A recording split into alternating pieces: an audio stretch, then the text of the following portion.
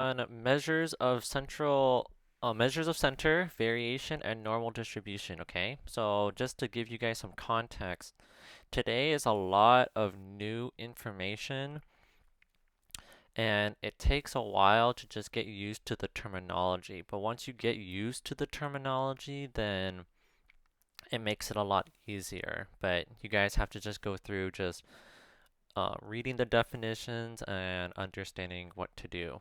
So it'll take a little time, but I believe you guys can do it. So we're gonna start with this. So the mean, you guys, median, and mode. So the mean is the average of a data set. The median, it's the middle value of a data set, and the mode is the number that appears the most frequently.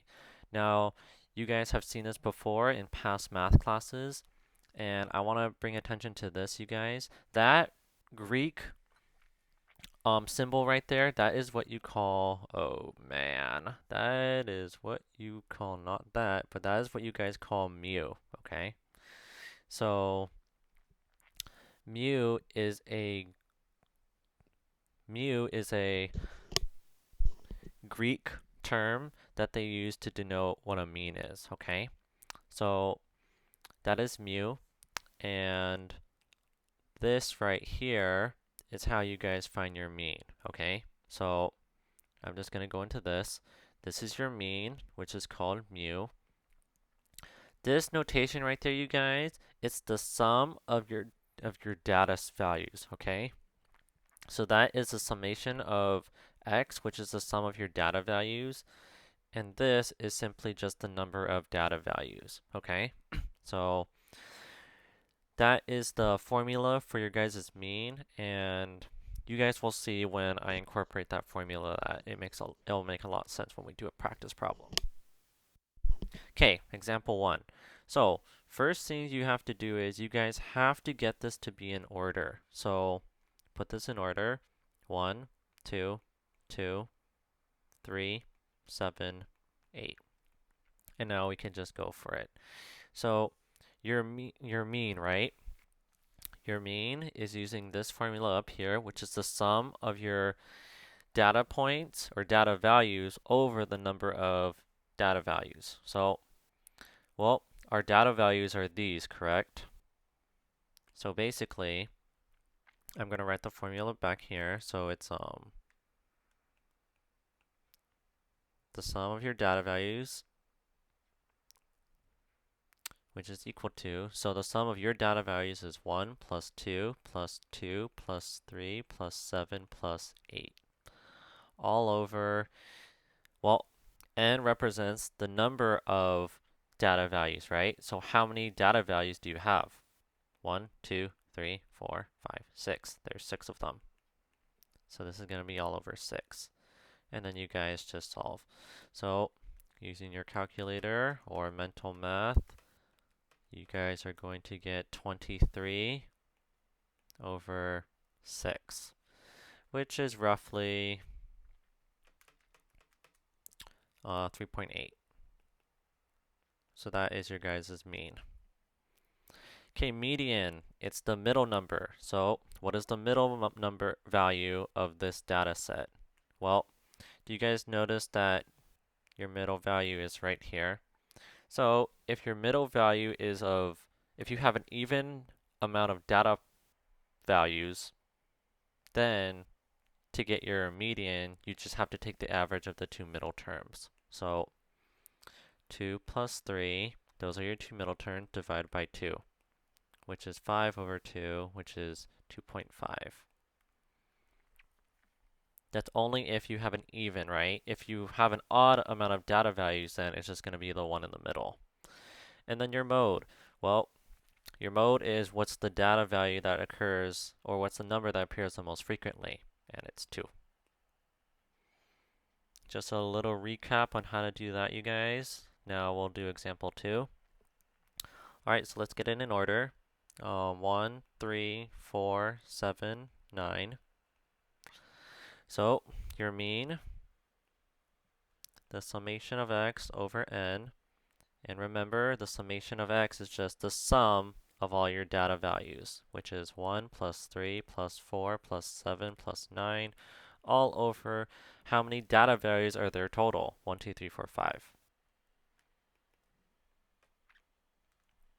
So mean is something, it's not new, you guys. It's not anything you guys have learned that is new, but the way I am describing it and using this formula, that is something that you do have to just get accustomed to. So 24 over 5, which is 4.8. There's your mean. Now let's do our median. Well, the middle value of this, you guys, is 4. So that's your median. So do you see how if it's an odd number of data values that you'll just have one singular one, but if you have an even, then you have to take the average of the middle terms. And then your mode. Well, there is none that occur the most frequently, so this one's going to be none.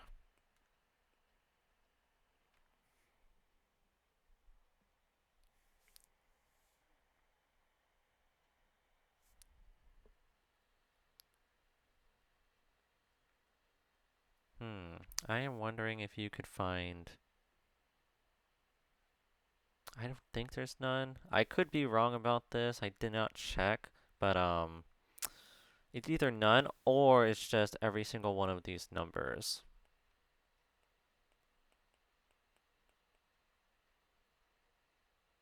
I would have to check that, but don't I'm not sure if that's completely correct, but I'm saying it's none because there's not one that's the most frequent unless they're all tied for the most frequent. Okay, now let's get into this stuff. Now, do not panic. Do not panic. Some of these formulas, when you look at it, you're just like, oh my gosh, like nope, no, I give up. But don't worry, you guys. They look intimidating, but when we actually go about and doing it, it's not that bad. I just need to be your guys' translator on what that all means. So, in probability and statistics, you guys, there's this thing called variance, okay? Variations. And these basically display it measures like how spread out your data is from the mean. And there's several ways on how you could possibly calculate that. Okay, so the first one is called mean absolute deviation, which is MAD. Okay, so that is the average distance between each data point and the mean. And this is the formula that we are going to be using. It's this one. I will get into what that formula means when we go down below when we practice. Variance, this notation right here, you guys, that's called sigma. It's the average squared difference from the mean. So this is the formula for variance. In standard deviation, it's a measure of how spread out the data is from the mean. So notice that all three of these definitions, you guys, has the word like mean or from the mean because it's trying to display like the distance from the mean to a data point to some extent. And we are going to be looking at this, okay? So here's example 3. And first let's calculate our mean. So the summation of x all over n. Summation of x is the sum of all your data values. So 3 plus 5 plus 7 plus 7 plus 8 plus 10. All over, well, how many of them are there total? There's 6 of them. So let's calculate this. 3 plus 5 plus 7 plus 7 plus 8 plus 10. And that's 40 all over 6, which is roughly 6.7. Okay, so that's going to be our mean that we're going to be using, okay? So now let's look at MAD, or mean mean absolute deviation.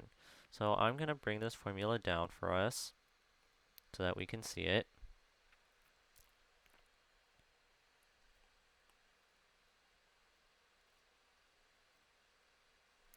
Okay, so let's talk about this. Well, what is mu? Mu is our mean, right? So we automatically know what this is because we just calculated it, right? do we know what n is? Do we know how many data points or data values we have? Yes, it's 6, right? So we already know those components. It's this component that we do not know, right? So let me explain.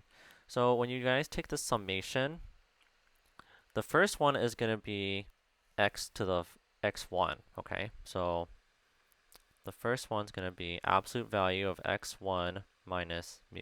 And I'm just going to sample this for you guys, but I'm not going to write this all down. So we have this, right? So that would be like 1. The next one would be, all right, so you know we're going to go up to 6 because there's 6 data values, right? So we just substituted 1 in for I, but you have to go from 1 all the way to 6. So that was for 1, and then it would be for 2, and then it'd be for 3, and then it'd be for 4, and then so on. So that's pretty much the pattern that you guys will see is happening. I'll just write it out for you guys so that you guys see. So plus x4 minus mu plus x5 minus mu plus x6 minus mu, and that's where we stop. So again, we took the summation from 1 all the way to 6. We know to go to 6 because there's 6 data values, okay? So you guys get this, and now we simply just start to plug in. So, do we have room? Yeah, we kind of do. I'm going to make more room for us.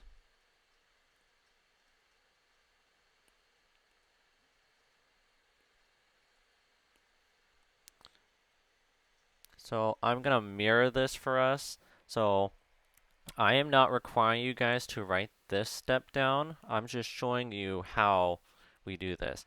Okay, see this x1, you guys? What is your first data value? Well, isn't it 3?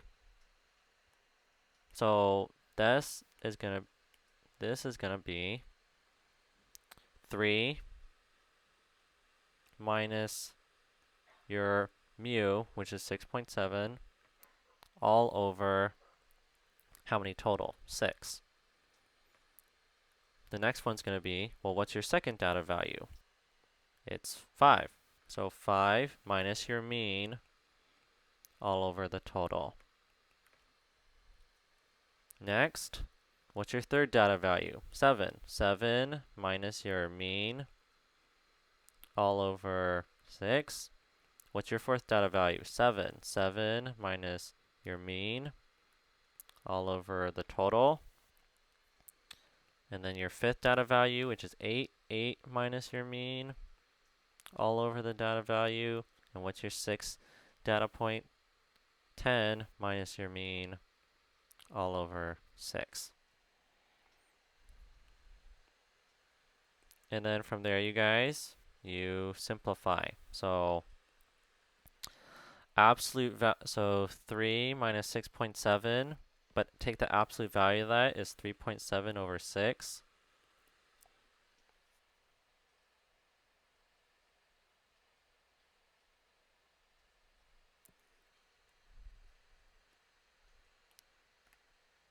Okay, so you have all of that right, and it's all in its different components. Now, I'm going to show you something that's really quick. Do you guys notice how they're all divisible by 6? Well, can't they all share the common denominator of 6? So, basically, you know all of it's going to be over 6, so we shouldn't write it all down. I'm just showing you the process of what is actually happening, but it's all over 6, right? So absolute value of 3 minus 6.7 is 3.7. The absolute value of 5 minus 6.7, well, 5 minus 6.7, you guys, is negative 1.7. Absolute value of negative 1.7 is positive 1.7. 7 minus 6.7, take the absolute value of that, is 0.3. 7, oh, this one's duplicate. 8 minus 6.7, take the absolute value of that, 1.3. And 10 minus 6.7, take the absolute value of that, is 3.3. And then we'll just simplify the top, plus 1.3 plus 0.3 plus 0.3 plus 1.7 plus 3.7. It's 10.6 all over 6, and this is roughly going to be 1.8. So 1.8, you guys, represents the average distance between each data point and the mean. It's 1.8.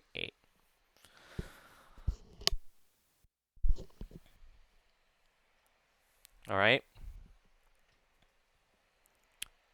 Now we have variance. So here's a formula for variance.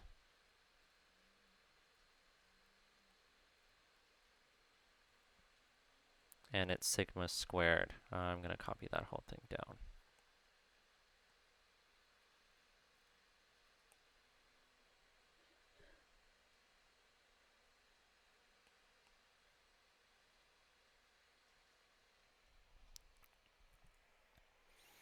All right, so here's this one. Now we're going to get into solving for this. All right, so now here's what now I'm going to show you what I expect you guys to do. So first, right, you gotta insert your x1 in first, then x2, then x3, then x4, then x5, then x6, right? All the way up to 6. Okay, what is your x1 term? Well, it's 3. So parentheses 3 minus, what's your mean? 6.7 squared. Okay, plus. Okay, now we're going to do x2, right? So what's your guys' x2 term? It's 5. So 5 minus your mean, 6.7 squared, plus. What is your third term? 7. So 7 minus 6.7 squared. Next, what is your fourth term? It's 7. So plus 7 minus your mean, which is 6.7 squared, plus what's your fifth term? 8. 8 minus 6.7 squared. And your sixth term, 10 minus 6.7 squared. And all of this is over 6.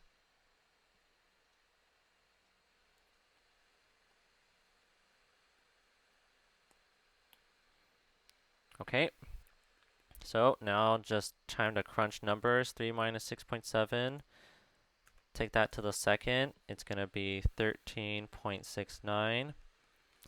5 minus 6.7, raise that to the second power, 2.89. 7 minus 6.7, raise that to the second power, 0.09. There's two of them. 8 minus 6.7, raise that to the second, it's 1.69. And 10 minus 6.7, raise that to the second, that is 10.89. All over 6. Now let's just add all of those together. 1.69 plus 0.09 plus 0.09 plus 2.89 plus 13.69. All divided by 6, and we get 4.89, and this is our variance.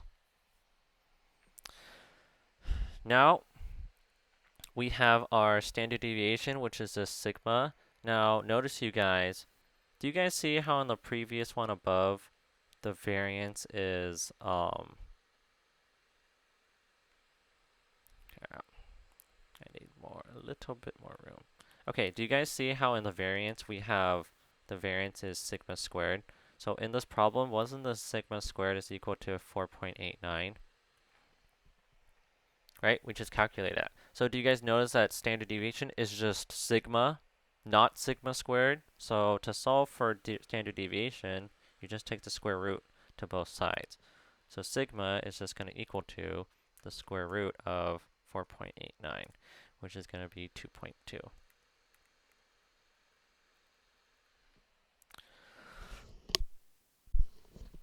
So rewind and stuff, you guys, to look at that process, but you just gotta get used to the notation and the thing. But as you guys can see, once you get used to the notation, you just start plugging in like step by step.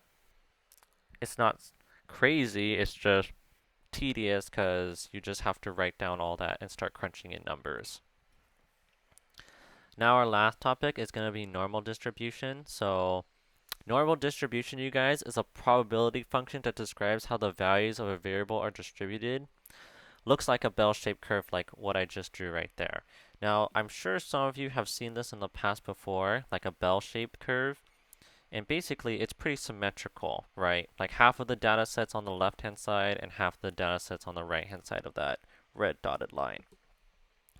So that's what a normal distribution is. And what we have is it leads into an empirical rule, okay?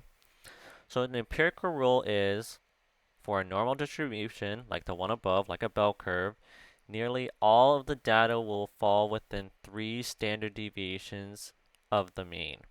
So here is what this looks like, you guys. That's our normal distribution. Now, if you guys go 1 standard deviation away from the mean, notice that it's 34.1% of your data falls within that range for both sides, which means a total of 68.2% fall within the first standard deviation from the mean. If you guys go 2 standard deviations away from the mean, 95.4% of your data fall within 2 standard deviations.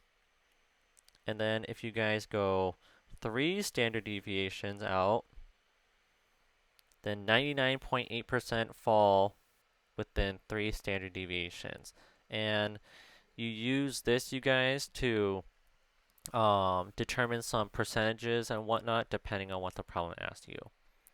So on your homework assignment, it will make a lot more sense when I go over that. But at first glance, you're kind of like, what's going on? But just remember, one standard deviation from the mean, it's 68.2%. 2 standard deviations, 95.4%, and 3 standard deviations, 99.8%. This is what you call the empirical rule. Okay? So that concludes the lesson, and then I'll post this, and then I'll give you guys a video for the homework soon. Okay? Peace.